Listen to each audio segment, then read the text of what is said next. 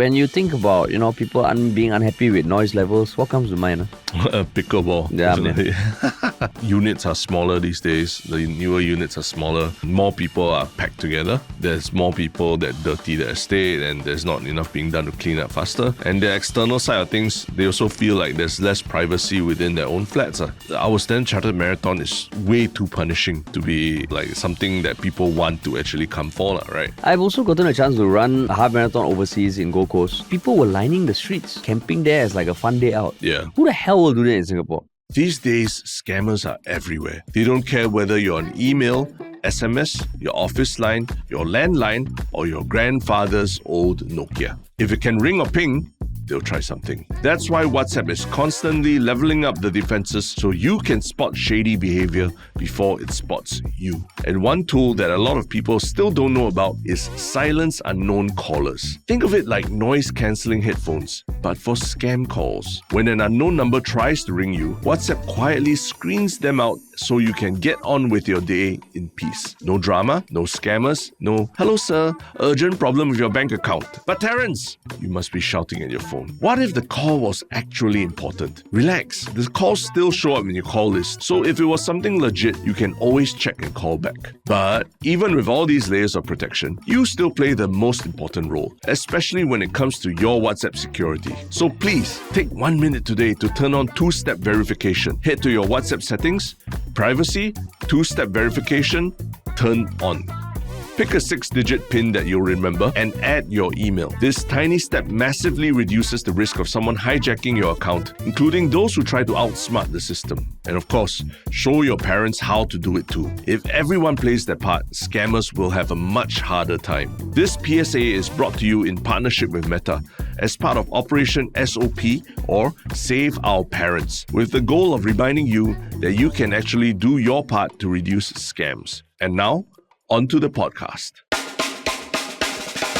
What's up, everybody? Welcome to another episode of Yala, your thrice weekly podcast where we talk about the hottest news with a touch of what, Terence? Good old humor. Good old humor. Welcome back, man. Yeah, wow. Was a long, perilous journey all the way back from London to here, right? How do you feel after that? I mean, a 30-hour journey, right, essentially. 30 hour? 20 plus, more than 24 hours, basically. From leaving the hotel to... No, the flight was 13 hours. Uh-huh. So then the other 11 hours are what? Travel. Getting out of the hotel. 11 hours. No, I consider the moment I check out the hotel, there's basically traveling to the airport already. But you checked out at 12 p.m. Right? I don't know, yeah. But from there on, it's Shiong already because you don't have a room to rest. You don't have anything you can't change out your clothes easily. Your own choice. Yeah. But I mean, it's what I consider travel. I was reading something quite interesting about traveling, right? Basically, they said that when you travel business class, your trip starts at the airport. When you get to the airport. When you travel economy class, your trip starts when you land. At the destination country. Your trip as in the fun part of your trip. What do you mean? As in if you travel business class on a long-haul flight, you enjoy the flight as well. Oh, but if you're flying economy class, it's turmoil all the way until you get to your destination. And in fact, you get to your destination exhausted, right? So it's very different. But I mean, going back to what you said about the 30-hour journey, it wasn't a 30-hour journey because from the time you check out the airport, that's not part of the journey. To me, I consider that part of the journey. But that's fake news. It's not fake news. It's basically the moment you have to roll your bags out of your hotel room. Then you have to start. It's really planning to get back already, travel back. So like that, if you go to KL and you check out 11 p.m., your flight is at 9 p.m., you would say it took you 12 hours to come back. Yeah. As in, I consider that all part of the journey. I think that one I completely disagree. Just different definitions of travel. You enjoy the xiong-ness No, of but the... even by the nature of the word travel, you're not traveling back when you leave your hotel. You're doing all this other stuff. Yeah. For me, the travel begins the moment your bags are out of the hotel room. No? For me, travel begins when you're heading to the airport. Lah. Okay. Yeah. That's why I was based on what I read on Reddit that day, I was trying to define for myself when does the unenjoyable part of moving from one country to another start. And for me, it starts the moment the bags roll out the door. Okay, even from home also same. The moment the bags roll out. But from home makes sense because roll out the door, you're going to the airport. Right? You won't go linger around Singapore for like 10 hours. You would still go and then you have lunch and everything before. So I do consider that part of the travel. Okay, but you spending like 8 hours around London traveling. That one I find a bit of a stretch. That was one of the most strong parts of the trip for me, the last day. For you? Hiking around London and going shopping and all. But that I was mean, damn strong. Aside from that, the trip, I mean, thankfully, I'm not super jet lagged. You're jet lagged? Yeah. It hit me quite suddenly yesterday. But did your sleep and all, did you try and plan it? Yeah. Oh, you did? As I stayed up, the parts I need to stay up, and then I went to bed when I needed to go. But my mind just wouldn't go to sleep. Maybe it's just the shackness of the trip. Possibly, yeah. The first day, I think the trip was just, the 30-hour journey was just exhausting. Not a 30-hour So I slept the regular Singapore hours. But then today, or at least the last 24 hours, suddenly the jet lag hit me. It's like we were in parallel dimensions. The rest of us, our trip took 13-hour flight plus maybe 2.5 hours to the airport, 15 hours. You took a full 100% longer, 30 hours. Correct. Yeah. So, I mean, it's very relevant to even what we're talking about as a topic today, right? Is it? When you run a marathon, you finish the 42 km. Is that the only part that you consider whether you enjoy, or is it everything else around it? But no one will say I ran a 45-kilometer marathon. It's not about the distance. It's not about distance. It's about the amount of time that you spend in there. You won't say you ran a marathon that was 45 km. You ran but a 42. the general whole experience of it, people judge based on everything that happens before and after the marathon as well. Yeah. So everything that I was just ranting about had a purpose, Harish. Okay. I think clearly your travel has also affected some other things aside from your jet lag. Shag. But I mean, that is the second topic. The first topic is related to where we all live, or where a lot of people live. And it is a survey, yet another survey about a whole bunch of things relating to HDB living. But this article specifically on the Straits Times that came out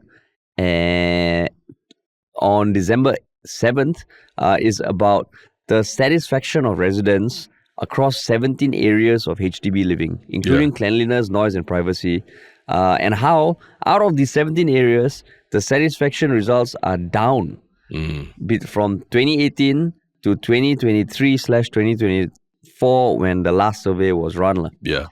So there was a survey that was run. It's the whole document is available online. It's about 186 pages. But basically, they surveyed 7,000 households and more than 1,600 single occupiers across all HDB towns and estates over 2023 and 2024. And the survey is conducted once every 5 years. So, before we dive into it, what made you want to talk about this, Terence? I think it's an interesting interpretation of the survey, right? Because you really look at the press release of the survey, it doesn't mention anything about declining satisfaction levels much, at least the headline of the press release. Talks more about family bonds and everything. But I think the Straits Times, dug a bit deeper into the data.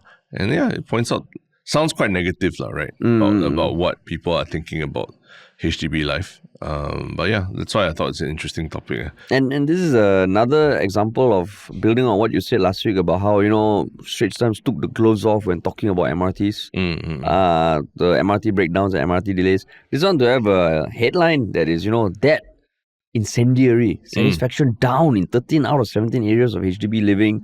I also was quite surprised. Don't know whether there's a real concerted effort to, punch harder. But it's these kind of things that are important. So basically, I think some of the things that had the satisfaction slip was noise levels. Yeah. So the satisfaction was 75.7% in 2018, but it slid down to 74%. While cleanliness slid from 76.4% to from 77.4% to 76.4%.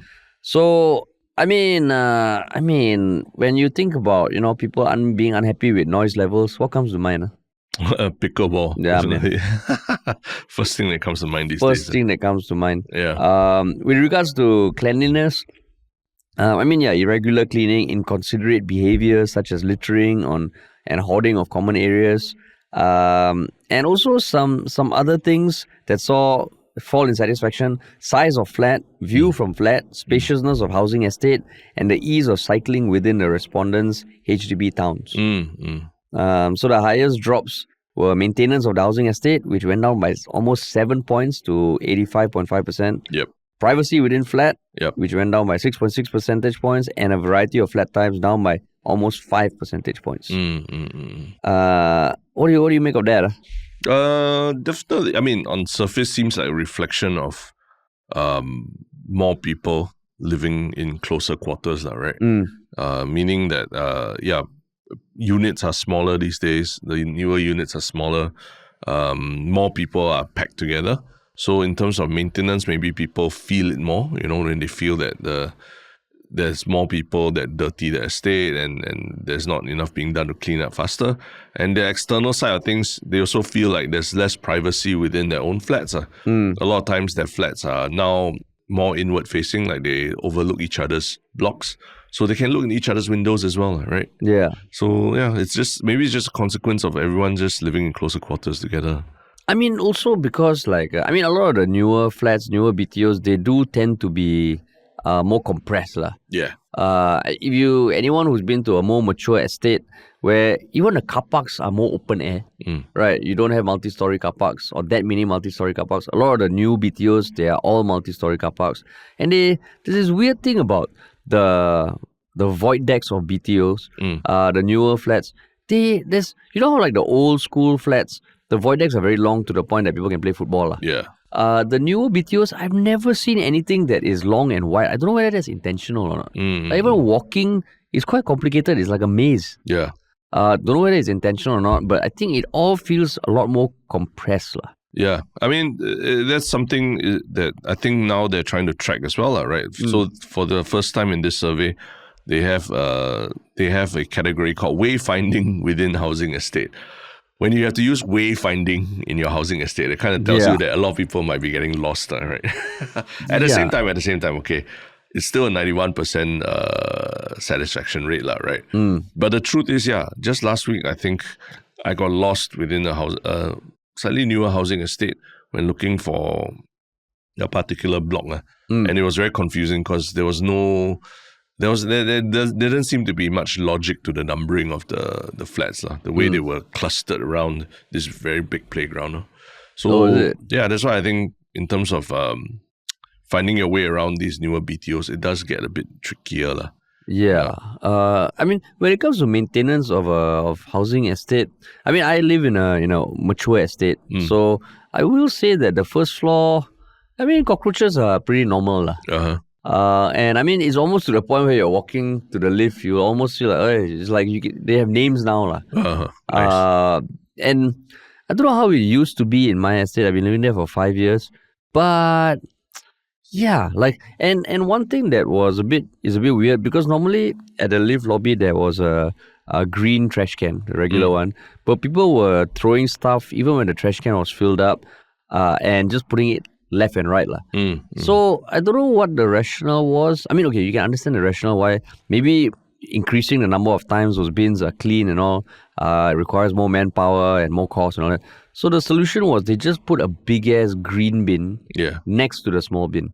So now right in front of the lift there's a huge green bin, and I mean naturally people are not the most responsible when dealing with litter. So now it leaks and stuff like that.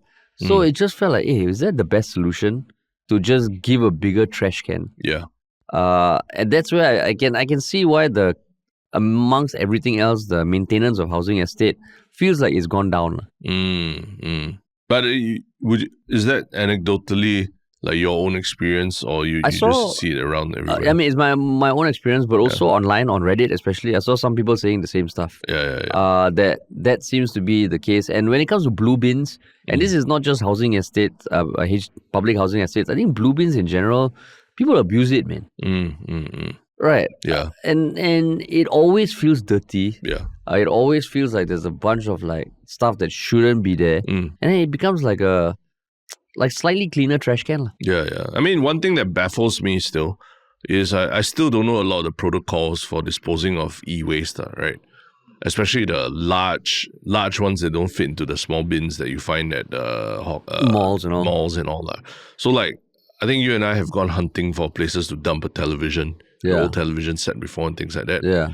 And even up to today, I still have the same issue of like, I don't know where to dump like a monitor or a TV and things like that. And a lot of times, people just tell me just put it at the bottom of a HDB block. Yeah, and then somebody will figure it out, right? Somebody somewhere will figure it out or take it home. The magic forces that come at night. Yeah, so in that sense, I maybe it's also to do with like the protocols for these things haven't changed, and we haven't updated them for the fact that people, technology now is much more disposable as well, right? People throw away computers, printers, TVs much more regularly than they used to. So yeah, maybe that also affects like the maintenance of the housing estate. Yeah. And I mean, culturally, we still haven't embodied what, we see in certain other countries about how people need to take more responsibility about their own cleanliness. The one thing that is polarizing, I know, between a mature estate and a newer BTO is that our trash bins, the trash chutes are in the house. Yeah. Whereas the newer ones are all outside. Correct. I can imagine the ones outside getting more dirty, but I don't like it in our house. I wish it was outside. Because it's a gateway for cockroaches to come in, especially during fuming. And then that whole space, I mean, you're not going to put a table there or something, right? So then it just becomes like a dead space area. Yeah. But even though I know some of my older relatives, they love having it there because then they don't have to walk out. Yeah, correct. So, I mean, Haresh, you just came back from London. Place smells of pee and trash everywhere on the streets, rats and everything as well on the subway. When you read something like this and then you compare it to what we have in Singapore to what they have in London, right? Yeah. Do you feel like Singaporeans are just entitled? But do you feel like the smell of pee and all was overwhelming? I was thinking about that a lot. Like, actually, because of the cold and everything, even though like the subways were much more packed than what I regularly experience in Singapore, and the subways are small, man, like compared to what our Singapore subway is. Correct. I think we were remarking at one point that the height of the train carriage and everything is like shorter than most like big white dude, that kind of thing, right? Yeah. So I was quite surprised that even though with all the being shoved into close quarters, I wasn't really smelling people's BO or trash that much. Yeah. So that's why the first line just now you said also a bit speculative. Because the only thing that I smell every once in a while was like weed. Oh, yes, weed. Yeah, but I didn't smell pee or anything. But I think summer will be very different. Summer will be bad, I think. Summer trash just smells worse. Yeah. And the cold, maybe it numbed our noses and all that. That was one thing. But I mean, along that line, I was also thinking like, in this case, because people's expectations and people's, like how you say, baselines also evolve over time. Yep. And in this case, it is not the exact same person voting or completing the survey as they were in 2018. So, I don't know. Like, I think the one stat that stood out to me that makes this whole thing feels like, it is less about the actual absolute value, but it's all relative. Because for under purchase price rental rate of current flat, right? So it's for the prices of buying or renting. Satisfaction in 2018 was 81.5%, but satisfaction more recently in 2023, 2024 is 88.9%. Which makes you think like, but the cost of living is one of the biggest concerns for a lot of Singaporeans. We keep hearing how public housing prices are going through the roof, and yet people are more satisfied now. Yeah. How is that possible? And the only way, like I think what the article also hypothesizes through experts is that the satisfaction for public housing is higher because private housing is even more expensive than it used to be. Yeah. So everyone's baseline has gone up. Yeah, right? Baseline has gone up. So I think even when it comes from for view for flat, privacy and all, I mean, it's, I guess the main thing the survey is going for is relatively over time. Yeah. If people are unhappy, they're unhappy . Yeah. And one of the sociologists that they interviewed as well pretty much just summed it up as the percentage changes up and down were marginal and not statistically significant, right? And mainly therefore there's social significance. So you kind of got to look at the numbers with a grain of salt. But at the same time also, if there's a percentage difference, it could mean there is a change in social perception of things. But just going back to that discussion about London versus Singapore, I mean, would they even have surveys like this for London housing, right? Do people even think about this kind of, like is this something that even their government or authorities think about, very carefully? Whereas in Singapore, because we're so proud of our public housing, right? It's a jewel of our system, right? That these surveys probably do mean a lot more to Singaporeans than they do to people in other cities as well. But I mean, even structurally, Singapore probably has Singapore does have the highest number of people living in public housing in the world, I think. So if the London were to run surveys like this, it would be tough because so many private developers are involved. Yeah. And you don't have a consistent standard across all. Yeah. So that's why I think surveys like this in other countries rarely happen. Most of the time, government housing, I think, is not the best. Yeah. So it's only in Singapore where majority of the population lives there.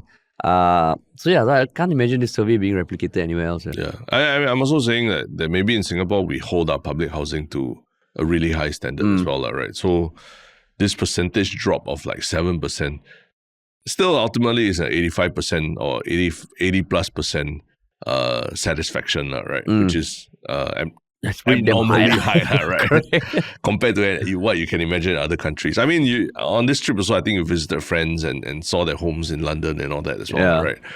Do you think they're facing any of these issues here that we're seeing here about the wayfinding within the estates and things like that? Yeah, I mean, the one house I visited was a cousin's house, and I mean it's in a pretty decent area, So I think there the challenges will be different. Yeah. But even in an apartment like that, the cleanliness wasn't the cleanest It's in the common area Yeah. So I mean, even the hotel we stayed at, even the hotel. We talk about noise, right? I remember there was one night where there was just police sirens going back and forth. Oh, yeah. When we were recording a podcast. Yeah. And it was, oddly charming, but I can imagine for people living there, wow, what a hassle as well, right? Yeah. So I think Singapore probably we have a bit unrealistic standards comparatively around the world. But at the same time, the relative drop or increase is the most important thing, because we should be holding our public housing to higher standards. Yeah. And we shouldn't just settle. But I mean, if you look at the satisfaction, I mean, safety, everybody feels damn safe. Accessibility in general. The lowest satisfaction, I think, is noise level, 74%. Everything else is 80s or 90s, man. Yeah. So, I mean, another thing also that has changed, a big change from 2018 to now, is that remote working is a thing. Right, you get people who, I mean, even if it's hybrid, you're spending a bit more time at home. Yeah. So if the noise was maybe more tolerable last time, now it's a bit less tolerable because you're exposed to it more. Yeah, that's true. In fact, I would imagine the dip to be even more significant given more people are spending time at home. Yeah. The other thing that I thought also was quite interesting was towards the end of the article, they highlighted the fact that people who lived in their flats for longer periods, like 20 years or more, showed higher proportions of being more proud of their flat. So and then they're saying that people who upgrade or move around a lot, maybe they don't feel that sense of pride in their flats itself and all. Do you agree with that statement? No. Or at least do you agree with the sentiment? No. I mean, it's one of those things you would likely stay in a place for 20 years because you already like that place. So if you don't like that place, you wouldn't stay. Because what they, the professor or the expert interviewed said, these Sing findings... Tianfu, he's been on a podcast before. Oh, yeah. Correct. Oh, yeah, yes. Yes, yeah. Said these findings suggest that frequent movers would not be able to grow their sense of belonging, familiarity with their neighbors and with their living environment. I mean, which makes sense, but the statement after that is the 10-year minimum occupation period for prime and plus BTO flats should therefore not be perceived as a negative factor in selecting these flats, he added. So it's almost, I think it's a bit too many dots are being forced to join. Like the 20 people, the people who've been staying there for 20 years are of course more proud of their flats because that's why they stay there for 20 years. Yeah. Right. It's like saying if you're married for 20 years, you're proud of your marriage. You're more proud compared to people who've been married for 3 to 5 years. Yeah, correct. Correlation versus the causation, right? Yeah. So that was a bit odd. But I guess they're also trying to view the data and trying to make, read the tea leaves and make judgments about it, which, ultimately not statistically significant also. Yeah. Which, on that note, the thing is, if you go to the HDB website and look at the press release that they released over the survey, it was all rosy, Yeah. Focus only on the positives. Yeah. And so kudos to Straits Times for actually going into the report and highlighting things that, actually is important. Because to me, the most important thing is that, satisfaction actually slipped a bit. Yeah. As opposed to you go to the HDB press release, everything is like fucking great, man. Yeah. And that's interesting because this HDB press release came out 27th November. And this ST article that further dissects the data only came out like a week later. Yeah. So, they did take the time to, pass through the data. Good on you, Straits Times. Yeah, the initial headline was kind of, a bit more factual. Senior households form a third of HDB residents. So that was the early article that came out on the 27th. But a week later, they published this one about the satisfaction levels. Yeah. Which is good. Interesting analysis. Yeah. Interesting analysis. At the end of the day, people still generally quite happy. Harish and I just saw something shocking. Now, apparently, over 60% of viewers of this channel are not even officially subscribed. This has to be a mistake, right? We know you're out there because so many have come up to tell us how much the podcast means to them. So, how can we fix this? Do us a big favor and hit that subscribe button. It will mean a lot to us, and it's awesome to know that the 𝘧𝘓𝑏𝑡 community is only getting stronger every day. Thanks for listening. Going back to our earlier discussion about the overall experience of traveling, right? It wasn't just us, but also the people of Stanchart Marathon who had, gripes with the overall experience of the marathon itself, right? And what were these gripes that they had? The gripes that basically there was congestion issues at the post-race zone of the Standard Chartered Marathon. And even during the race, apparently, there were parts that were a bit too narrow. And even before the race, apparently, when people who booked transport or shuttle buses had last-minute changes of timings or buses come that did not have enough space for all the people that were queuing. Yeah. So, sounds like not the smoothest event. Yeah. When you saw all these articles, was it the first time you caught wind of issues happening? No, I think on and off the last 10 years, you've kind of heard of a lot of different issues with the Standard Chartered Marathon already, right? And I guess this year's one thing I was just looking out for was 𝘕_𝑟𝑦𝑜ng, right? And how his performance would be in the marathon. And he completed the double up challenge. Wow. Freaking badass. Crazy. Have you heard of this double up challenge before? No. Yeah, but for those who don't know, it means that he won both the half marathon and the full marathon, as he was the national champion for both. And that they literally happened the one day after another. So he ran the half marathon first, and then the next day he ran the full marathon, and he won both. So, from what I understand, that is quite a Herculean feat because most competitive runners don't do these kind of races back to back, right? But he did it and he won the national title for both. So that to me dominated the headlines about Stanchart Marathon. But yeah, there were a lot of negatives about the organization of it as well. Yeah. By the way, you have participated in it before, right? So are these issues a surprise to you? I participated in it like maybe 2012 and I actually recall it being relatively smooth. Like thankfully there was none of the issues that people are apparently faced with this. If I recall, during the race also, there was no point where it felt congested. Yeah. The post-race thing, I think it was fairly straightforward. Because after you finish a marathon, you're basically destroyed. Especially if you have not done it before. But at no point did I feel like, walao, I'm waiting here. Because you see videos, apparently people were stuck for like 30 minutes in the post-race zone, under the hot sun. Yeah. And I saw one clip also where the organizers were just throwing water bottles. Oh, man. Yeah, so because I think people couldn't get access to water. But my recollection for the few times that I did it was actually very smooth. So I think this feels like it's more of an anomaly than not. Isolated logistical issue. Yeah, because I think generally Standard Chartered Marathon is seen as quite a well-organized marathon. It's just damn hot. Last year there was a death, right? Remember? There was a whole stretch along the west coast that was unsheltered. Oh. And then people are saying that was killer. There was a death. Yeah, there was a death. Yeah. Oh. Yeah. And then, there's an article that also came out recently asking whether, on CNA, it says Singapore's only full marathon still draws crowds, but what will it take to become world class? So the general gist of it is that our Standard Chartered Marathon is way too punishing to be an enjoyable, like something that people want to actually come for, right? Yeah. And is there anything that can be done to change the format to make it more attractive to people who want to participate in marathons? No, I can't imagine, sir. I think the biggest thing is the heat. Yeah. Because I've also gotten a chance to run a half marathon overseas in Gold Coast. Yeah. And the most fun thing about that was that, it happens early in the morning.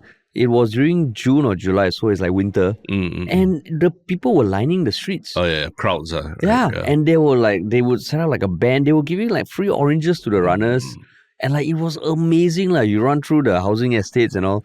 But people were camping there as like a fun day out. Yeah. Who the hell will do that in Singapore? Yeah. And because of the heat, they have to start so early at 4 a.m., right? Yeah. So nobody's going to be there at 4 a.m., right? Yeah, nobody. And like the people were in Gold Coast were out for like 4, 5, 6 hours. Imagine even if you're there at 4 a.m. for the elite runners who probably don't need you, right? The people who really need you will only come at like 9. Then it just feels okay, that's damn hard.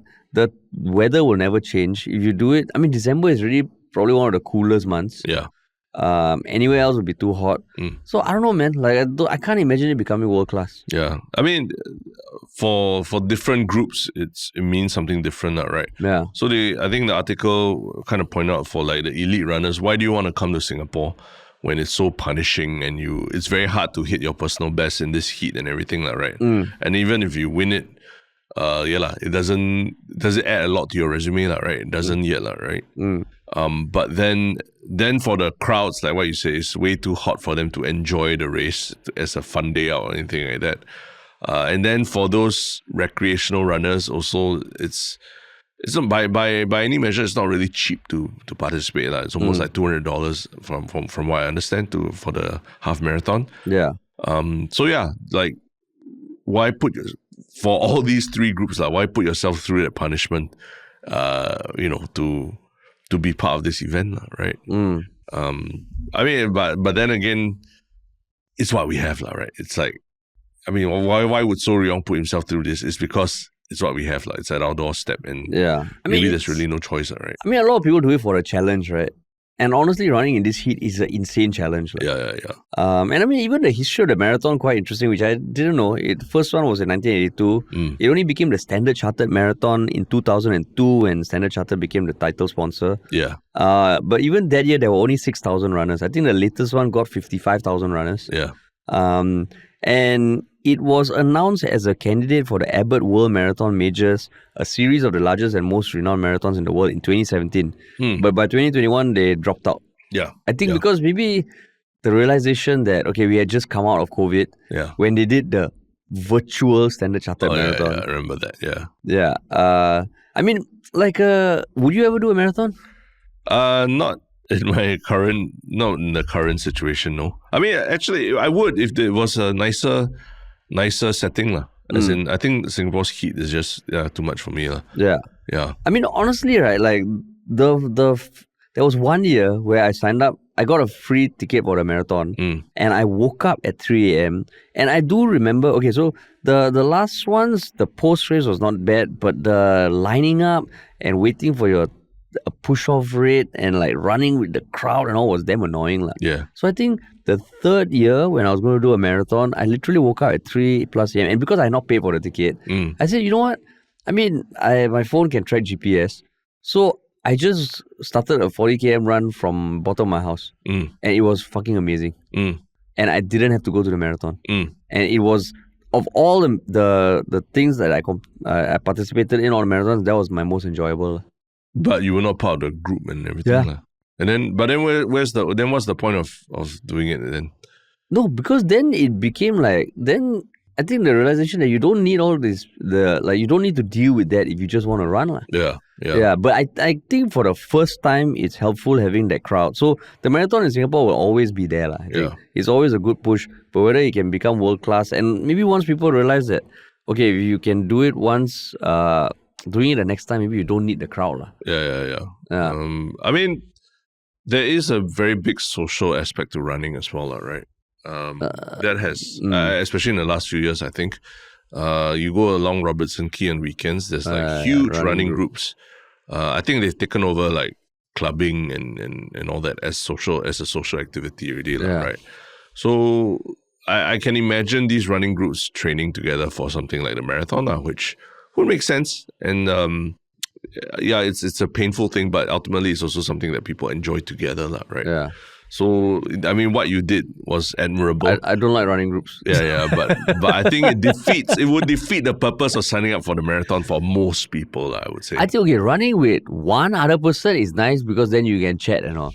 Yeah. Running groups, especially sometimes when you're running and then this running group comes from behind and like, on your left. And then they just be dicks about it. I hate that. But not all running groups are dicks. But some of them are. Yeah, I've experienced that at 𝘕𝘰 Reservoir as well. Yeah.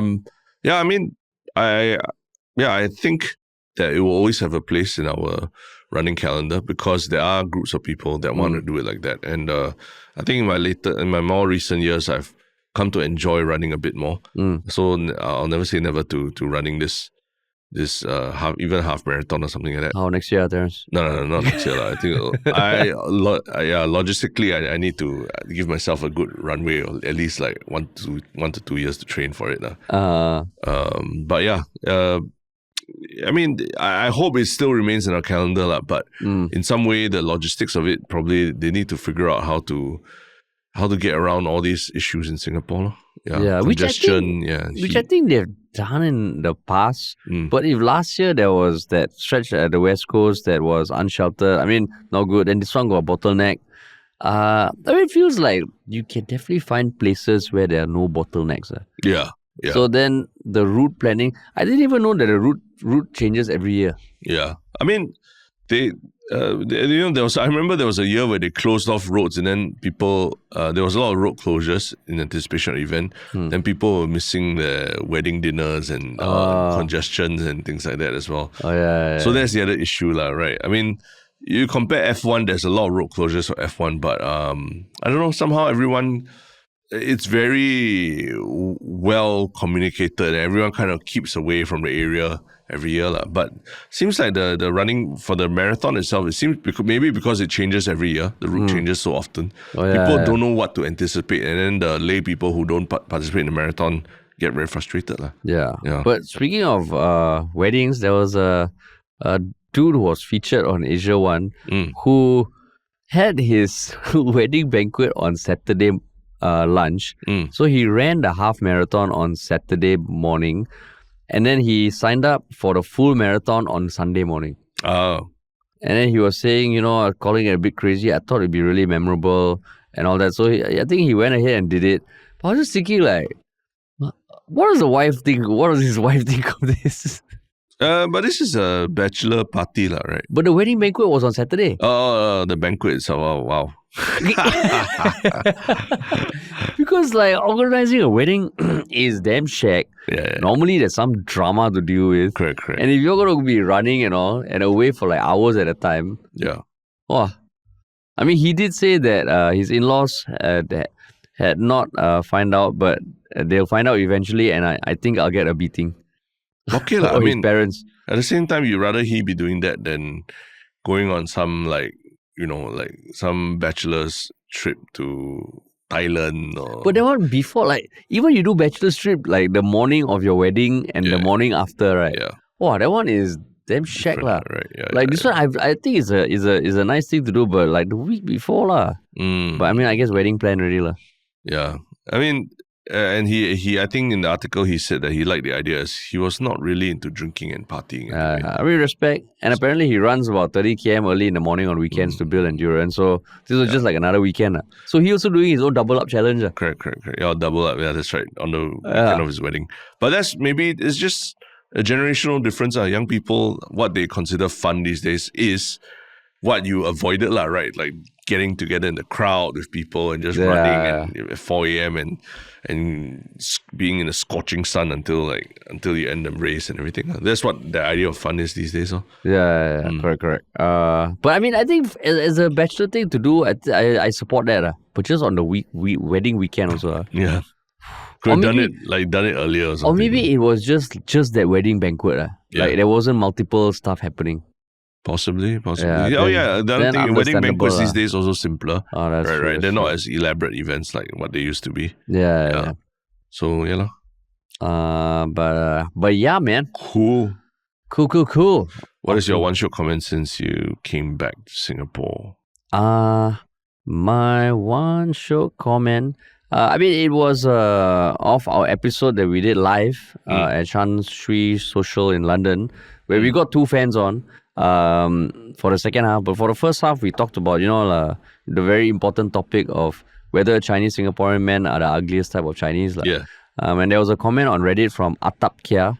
And he said, as a Singaporean man, I totally do not get this ugly thing. I mean, I'm not blowing my own horn because I literally hear the Chai Peng aunties call me 𝘱𝘓𝘕, handsome every day. And I was like, oh, that's that just made me giggle a bit. Glass half full kind of guy. Half the time when they say 𝘱𝘓𝘕, I feel like they're mocking you really. But okay, if you see it as a compliment, good for you. Glass is half full kind of guy. I like that, man. I like that. Yeah. But what about you, man? Similar. Someone talking about someone also commenting on our last podcast recorded in London, but nothing to do with the content. Lamb2644 on YouTube says, congrats Yalla Butt podcast team on your first live recording outside Singapore, 10,900 kilometers far away. You have come a long way, and I'm sure many listeners share the same sentiments. We are very happy and proud of you both. Keep up the good work, your determination, hard work, and passion, which is inspiring. We will grow old with you. That was on YouTube, is it? Yes, on YouTube. Woo! The latest episode. Yeah, that's right. So nice words. Yeah. Sweet, man. And your One Shiok Thing. My One Shiok Thing is actually, first topic we praised Straits Times. Now my One Shiok Thing is also something related to Straits Times. Like, I think they've always done a great job with their visual stories. Yeah. So recently they had a visual story about kopi or coffee habits in general. So you select your coffee and all that because they did another survey with more than 40 people to track their coffee consumption for a week, and here's what they found. So apparently across the 43 participants, they drank a total of 413 cups. Espresso-based coffee was the most popular. Local coffee was 17%. But the way they presented the info is, you scroll and then the things move. Yeah. Very interesting. And then what's the title of this? We asked more than 40 people to track their coffee consumption for a week. Here is what we found. So then it talks about the different types of coffee. And it profiles, like the loyalists. They typically start their weekday mornings with kopi, and then they kind of chart out the drinking habits of one of the respondents, and how they feel. And I don't know whether this is sponsored or not. I don't think so. But yeah, certain quotes, certain pictures. Then there's the explorer who, they drink both kopi, specialty coffee, and, three in one. Yeah. And then the third profile is the aficionado. Aficionado, which basically is just none of their kopi stuff, none of the instant stuff, just pour over or like Nespresso or something like that. Yeah. So interesting. I just thought it was it's always nice to read about kopi or coffee or anything, especially in the Singapore context. Yeah. But it also profiled people who started their own coffee places, including like some hawker kopis, including 𝘱𝘲𝘰. 𝘱𝘲𝘰, yeah. Yeah, 𝘱𝘲𝘰 is there. So I just thought, good. This is the kind of journalism that I think is great to complement the harder hitting topics. So kudos again, Straits Times. Nice. Yeah, man. And what about your One Shiok Thing? Good week for Straits Times. Mine was a movie that I was watching on the way back from London that I quite enjoyed, and I didn't manage to finish on the plane, but I continued watching it back in Singapore. It's the horror film Weapons, which is about a group of children who vanish, and from the same class, who vanish on the same night at the exact same time at 2:17 in the morning. And the whole community is questioning what happened to the children. So it stars like Josh Brolin, Julia Garner, the Silver Surfer, the one from who acted as the female Silver Surfer, right? And a bunch of other actors. So it was an interesting show. So you finished it? Finished it, yeah. But got twist or reveal? Got twist, yeah. And I think, but I think ultimately is a statement about our society more than anything. So is it? I in that sense, there are layers to it that I think kept me thinking about it even after I finished the movie. So it's not just like one of those brain dead kind of movies. So that was one of the movies I shortlisted for the play, but I didn't get down to it. But is it like horror, or like just more like a psychological thriller? Horror. It's horror. Oh, horror. Yeah. Or ghosts or bit like jump scares, everything. Yeah. Okay. But so what do you end up watching on the plane? I watched Mickey 17, the follow-up movie by Bong Joon-ho after Parasite. Yep. Which I wouldn't recommend it. It's already whimsical, and I mean Robert Pattinson is a damn good actor. Yep. He's a damn good actor. And the other one I watched was Fantastic Four. Also something not I would recommend. Julia Garner is in it also. Yeah. I mean Pedro Pascal, and who's the other actress? I can't remember. But Vanessa Kirby. Vanessa Kirby, yeah. I mean, it was like that lor. So you're a blockbuster kind of guy on flights, Like you like blockbusters. Mickey 17 wasn't blockbuster. Oh yeah, true. Yeah. That's true. I mean, I do enjoy watching blockbusters. Yeah. Just easy to watch lah. I almost exclusively only watch blockbusters on flights. Because like just stuff that you can switch off your brain. Then like the Weapons? Weapons was because there was we were already landing soon, and they wanted to try something. I just want to see what if I like it after half an hour, then I'll continue in Singapore. I see. Yeah. But yeah, cool, man. Cool.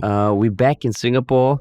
We actually have quite a few interesting episodes coming up. We're not going to slow down for Christmas or New Year. Still 3 episodes a week. Yeah. And if you would like to follow us on social media, that would be great. Yeah. We still have content coming up from the trip to London. So follow us on Instagram, TikTok, Reddit, and Telegram. Yeah. And we also have a weekly newsletter called Your Little Bit, where we consolidate all the One Shiok Things of that week, so you don't need to worry about going to the episode description and looking for the links. And what else, Terrence? If you want to work with us, email us at contact@ministryoffunny.com, or just go to ministryoffunny.com, and there's a contact us page right there where you can, link up with us and find new ways to collaborate or so. Sweet. Awesome. So thanks for listening, everybody, and we'll talk to y'all soon. Peace.